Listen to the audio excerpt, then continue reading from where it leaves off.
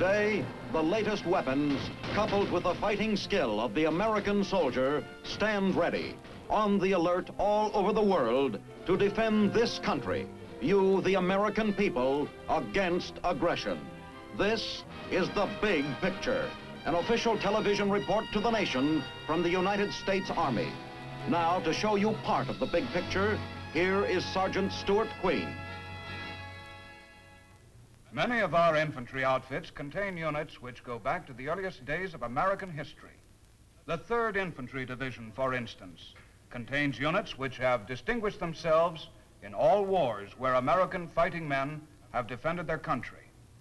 The history of this division is studded with honored names and deeds. One of the most illustrious veterans of this division is a man named Audie Murphy. He's the most combat-decorated soldier of World War II. Now a motion picture star in Hollywood, but still active as a captain in the 36th Infantry Division of the Texas National Guard. That's right, Sergeant Queen, but you know I'm still a soldier at heart. You see, I never stopped being interested in my old outfit. Being a soldier is still very important to me. In other words, you mean you still keep in touch with your old outfit? Very much so. I try to be with them whenever there's any kind of reunion or get-together, and of course I always watch for any mention of the division when they're in action. Well, they certainly saw action in Korea and piled up quite a record. Yes, and the amazing thing is they did it in a hurry. In the summer of 1949, the division was stationed at Fort Benning, Georgia. They paraded for the Joint Chiefs of Staff. The ranks of the division were filled with new men, and it was all spit and polish as the 3rd helped carry out the peacetime mission of the Army, which is preparedness. That mission developed meaning on June 25th, 1950. You mean Korea, Audie? We who were still in the 3rd Division were watching that situation develop, hearing about the North Koreans moving against the government of South Korea and attempting to take over the whole works.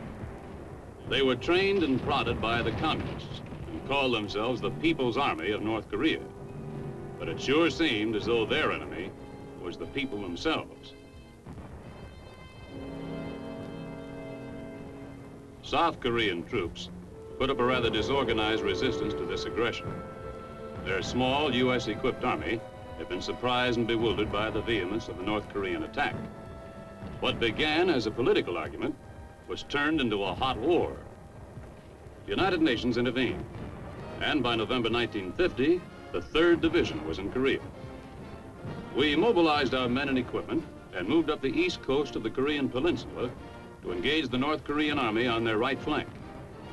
The spit and polish of our peacetime training gave way to the tactical problems of the battlefield. By December, we'd advanced beyond the port of Wonsan.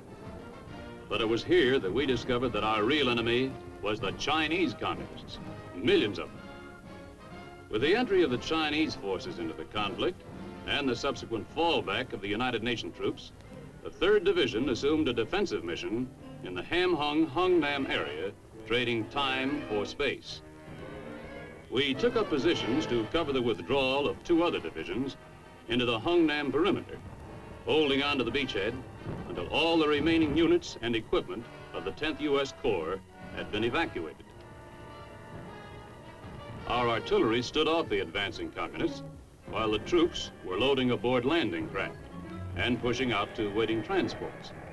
It was a bitter blow to a lot of us who had thought we might be home for Christmas.